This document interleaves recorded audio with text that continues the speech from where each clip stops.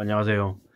미국이 기준금리를 계속 올리면서 올해 중반에 한국과 미국의 기준금리 역전이 벌어질 걸로 보는 시각들이 많습니다.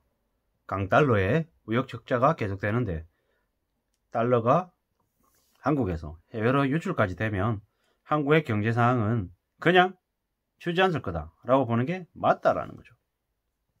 빠르면 7월 달에 미국의 기준금리가 한국보다 더 높아질 거다라는 의견들도 많습니다. 현재 미국은 기준금리가 1.0입니다. 한국은 1.5로 0.5%가 차이 나죠. 근데 5월 달에 한국이 0.25를 올리고 6월 달에는 그대로 1.75를 유지할 것이기 때문에 미국은 6월 달에 0.5를 올리고 그러면 한국은 1.75, 미국은 1.5가 되는 거죠. 게다가 7월 달이 되면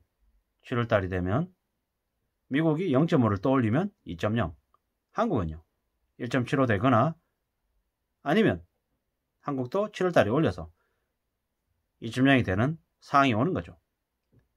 한국이 조금이라도 생각을 달리해서 5월달과 7월달에 0.25%씩 안 올리고 한 번이라도 안 올리면 미국이 금리가 더 높아지는 일이 생긴다라는 거죠.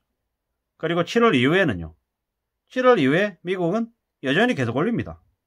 0.25든 0.5든 계속 올린다라는 거죠. 그러면 사실상 2022년 하반기에 미국의 기준금리가 한국보다 높아지는 일이 생길 거다라는 거죠. 지금 언론의 뉴스들이 계속 기조를 바꿔서 뭐라고 얘기하냐면 한국도 기준금리가 연말 되면 2.5가 될 거다라고 얘기해요. 근데 저는 생각이 좀 다른 게 2.5가 최저인 거고 한국의 기준금리가 연말이 되면 3.0도 될 수 있을 것 같은 거죠. 왜냐? 미국이 연말에 2.5쯤 된다라고 하면 한국은 그보다 더 높아야 되는 3.0이 돼야 된다는 거죠. 그게 현실인 거죠. 한국보다 미국이 기준금리가 높아지면 한국 내에 있는 외환보유고가 바닥나는 건 순식간일 거라는 거죠. 매우 우려스럽고 매우 심각한 상황인 거죠. 금리 역전 현상이 발생해도 자본 유출은 심하지 않을 것이다. 자본 유출이 되지 않을 것이다. 라고 언론에서 떠들어댔죠. 거짓말이죠. 사기죠. 가짜죠. 왜냐? 매우 심각한 상황이지. 금리 역전이 그게 별일 아니냐고요. 엄청난 일이죠. 근데 그러한 것들을 그저 별일 아닌 것처럼 언론 뉴스들은 써내려갔죠. 왜일까요? 국민들 호들갑 떨지 말라고 국민들의 귀와 눈을 막은 거죠. 심각한 거죠. 저게 현재 한국의 언론이 보이고 있는 모습이다라는 거죠. 과거에 한미 금리 역전 현상이 있었을 때 괜찮았다, 별일 없었다라고 얘기하는데 아니죠. 심각했죠. 매우 안 좋았다라는 거죠. 대규모 자본 유출이 일어난다라는 거죠. 양적 긴축으로도 신흥국 시장으로 흘러갔던 자금이 미국으로 다시 빨려 들어가는 건 당연한 얘기인 거죠. 당연한 얘기인 거는. 한국은 5월 26일 그리고 7월 14일 날 금융통화위원회에서 기준금리 인상 여부를 결정하죠. 제가 봤을 때는 5월 26일 날 0.25%, 7월 14일 날 0.25%씩 해서 합쳐서 0.5%를 올릴 것 같은 거죠. 7월 14일 이후에 한국의 기준금리가 2.0이 될 것 같죠. 왜냐? 미국이 6월달에 7월달에 0.5%씩 올리면 그냥 미국은 2.0이 되기 때문인 거죠. 그래서 5월 26일과 7월 14일 날 한국은행이 0.25%씩 올려서 7월 말에 한국과 미국의 기준금리를 맞추는 걸 아마 최저 저지선으로 아마 생각하지 않을까라는 이제 예측이 되죠. 물론 그 이후에는요. 그 이후에도 암담하죠. 미국이 빅스텝을 또 할 수도 있으니까요. 원화 가치는 낮아지는 거죠. 원달러 환율은 계속 오를 수밖에 없다라는 거죠. 이런 상황이기 때문에 꽤나 힘들고 꽤나 무서운 상황이 계속 벌어진다. 저는 이제 여러 차례 계속 말씀을 드리잖아요.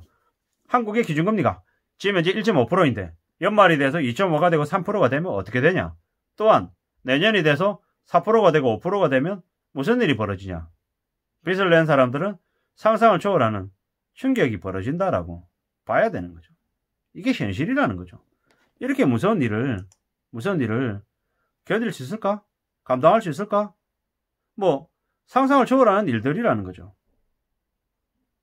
절대로 잊으면 안 된다라는 거죠. 뭐 지금 현재 주택담보대출 40년짜리 얘기하고 마이너 대출 10년짜리 얘기하는데 그게 별일이라는 게 아니라 엄청난 일이라는 거죠. 엄청난 일을.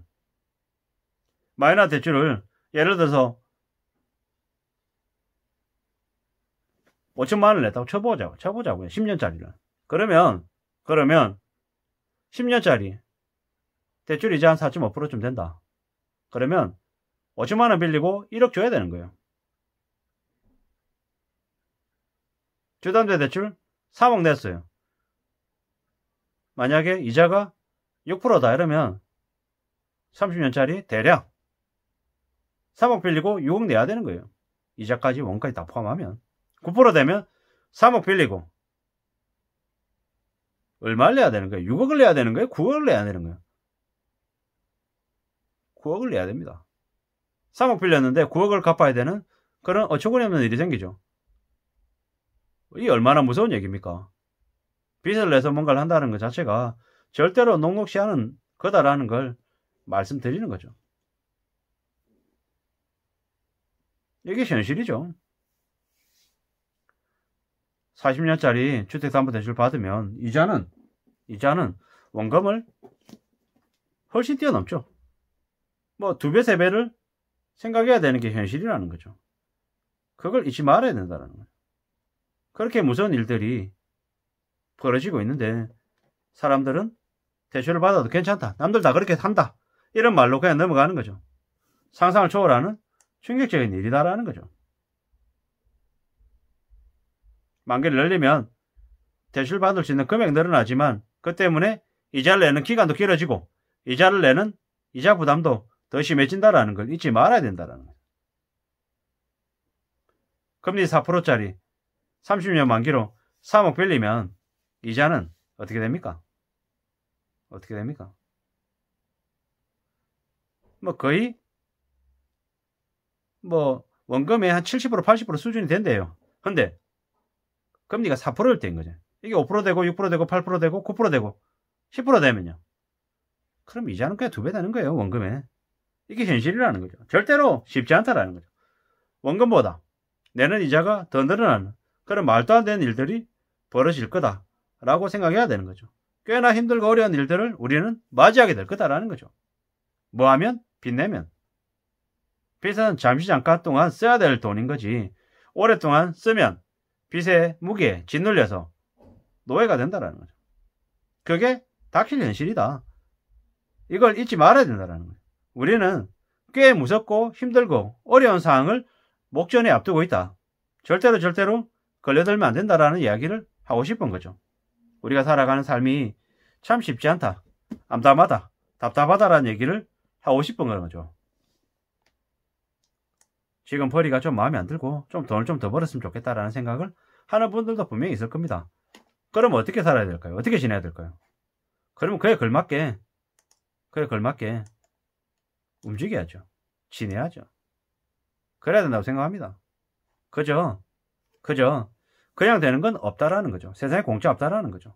그에 걸맞는 뭔가 대가를 지불해야 된다라는 거죠. 그러한 것들을 잊지 않고 살아야 되겠습니다. 삶이 절대 녹록지 않다라는 거죠. 지금 미국의 기준금리 인상이 엄청날 것인데 미국의 기준금리가 연말이 되면 3%가 되고 내년이 되면 4.5%, 5%가 될 수 있는 게 지금의 현실인데 함부로 빚을 낸다, 뭘 해보겠다라고 움직이는 건 절대로 좋은 모습이 못 된다라는 거죠. 그러지 않기를 바랄 뿐인 거죠. 욕심내기보다는 두려워하고 염려하면서 뭔가 좀 대책을 세울 필요가 더 있다라는 거죠. 그래야 되지 않겠냐라는 생각을 합니다. 그죠? 좀 더 안심하고 좀 더 대비할 수 있는 그런 마음 자세, 태도 이런 것들이 더 절실하게 필요하겠다라는 말씀을 드립니다. 물론 이 얘기는 제가 제 스스로한테도 계속하는 얘기인 거죠. 욕심 부리지 마라, 정신 차려라, 착각하지 마라, 함부로 돈을 크게 벌겠다라는 생각을 하지 마라. 그보다는 좀 현실적으로 생각해라. 단돈 5,000원도 쉽지 않음을 잊지 말아야 된다. 그래야지 될 것이다. 그래야지만이 우리가 이 힘들고 어려운 삶을 헤쳐나갈 수 있을 것이다. 견딜 수 있을 것이다. 라는 생각을 하는 거죠. 꽤나 힘들고 어려운 현실을 우리가 지금 맞이하고 있음을 잊지 말아야 될 것 같습니다.